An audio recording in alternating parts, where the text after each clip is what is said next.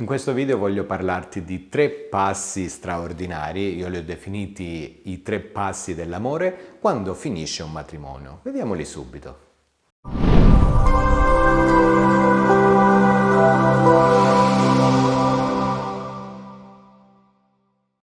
Io sono Domenico Iapello, Love e Life Coach formato in PNL ormai dal 2011 e su questo canale ti parlo di riconquista, seduzione, problemi di coppia e crescita personale. Se ti fa piacere iscriviti, così ogni volta potrai rimanere in aggiornamento con tutti i nuovi contenuti che pubblicherò. Ora entriamo nel vivo di questa tematica, che è una tematica molto delicata, e ti dico che la fine di un matrimonio è uno degli eventi più devastanti in assoluto. Perché non solo subentrano tutta una serie di, chiamiamole, particolarità burocratiche, ecco, definiamole così, che non lasciano più spazio alle emozioni all'interno di una coppia. E poi ci sono veramente tanti grattacapi da gestire, come quello della gestione della casa, i figli e quant'altro, insomma. Quindi è chiaro che rispetto a una relazione di coppia comune, la fine di un matrimonio è realmente un evento molto ma molto devastante, ecco. Ecco perché voglio indicarti 3 passi fondamentali per poterlo gestire al meglio. Proprio per il motivo che ti dicevo poco fa, no? La parte tecnica, la parte burocratica, la parte gestionale in realtà va a soffocare le emozioni, quindi proprio per questo motivo qua devi andare un po' deve andare in maniera controintuitiva. Questo significa che devi ribaltare le cose e invece portare a galla tutta una serie di emozioni.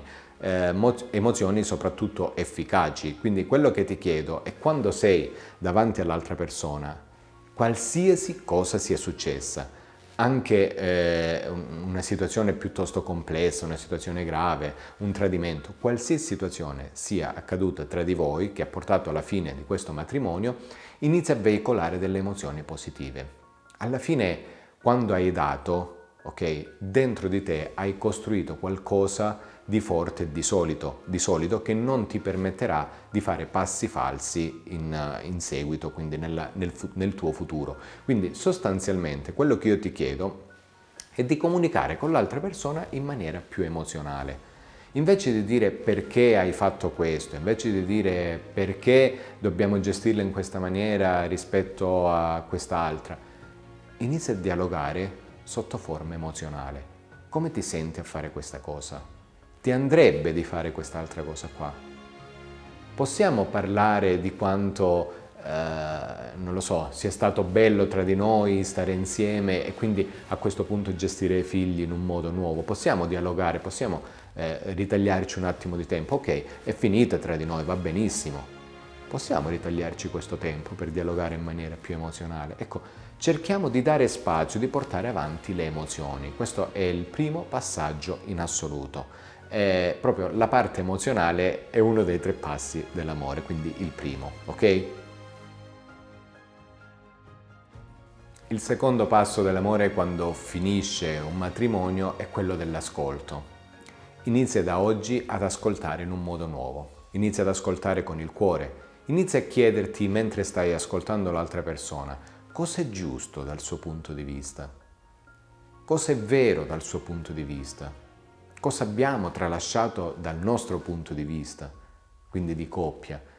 Quindi l'ascolto attento, l'ascolto profondo, l'ascolto che avviene col cuore, non con le orecchie, perché l'ascolto che avviene con le orecchie ti dice sì, però poi devo gestire la madre che mi dice questo, e i figli poi li vuole il martedì poi li vuole il sabato sì o un sabato no, e quindi devo cercare di organizzarmi col lavoro. Questa sono tutta la parte tecnica che va a soffocare le emozioni. Quindi inizia ad ascoltare con il cuore e scoprirai delle cose che fino ad ora non avevi mai considerato, non avevi mai veramente tenuto in considerazione. Quello che ti chiedo è proprio di, come dire, quando senti parlare l'altra persona, soffermati, respira e inizia questo ascolto profondo e chiediti cosa vorrà dirmi, cosa prova in questo momento, perché mi sta dicendo questa cosa. Quanto può essere importante per lui o per lei questa situazione? E questo è il secondo passaggio, il secondo passo dell'amore, quindi emozioni, ascolto. Ora andiamo al terzo passo. Il terzo passo l'ho definito simbiosi. Nel gergo tecnico simbiosi significa proprio compenetrazione di elementi diversi. E visto e considerato che voi siete stati molto tempo in simbiosi e ora questa caratteristica si è persa, bisogna proprio ricostruire la simbiosi, quindi rendere simbiotico, rendere uniforme tutto ciò che è diverso. E questa è la vera definizione. Quindi il tuo obiettivo qual è ora? Di cercare di rendere simbiotico, quindi rendere uniforme all'altra persona tutto ciò che apparentemente può sembrare diverso. Quindi la gestione dei figli, la gestione della famiglia, la gestione della casa, quando vedersi, cosa ci si dice, come gestire la parte burocratica, cioè tutte quelle cose che ora vi tengono lontani da questa simbiosi e che potrebbero allontanarvi sempre di più, piano piano cerchi di riattaccarli in maniera simbiotica proprio. E questo è veramente un passaggio fondamentale. Quindi quando sei insieme all'altra persona, chiediti come si può rientrare nuovamente in simbiosi. Per fare ciò, prova a ricordare come eravate quando appunto avevate questo senso di appartenenza l'uno per l'altro. Quindi poniti prima questa domanda, dici come eravamo noi quando eravamo in simbiosi?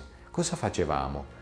Quali erano le nostre caratteristiche fondamentali l'uno dell'altro?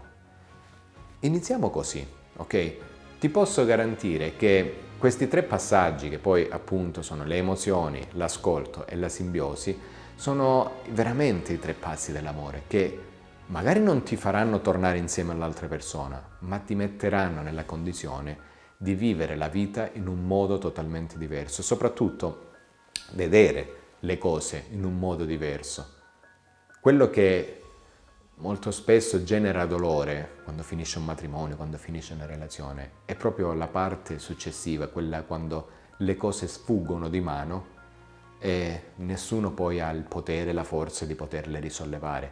Tu oggi guardando questo video hai una marcia in più e se ti fa piacere, se lo vuoi, se lo ritieni utile, prova a contattarmi, nella descrizione troverai il numero di assistenza WhatsApp e cercheremo di fare una chiacchierata, di capire meglio come forse posso aiutarti ad ampliare ancora di più questo concetto e cercare di portarlo alla luce.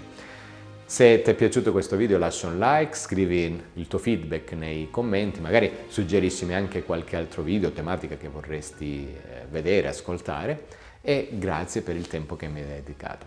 Alla prossima, ciao!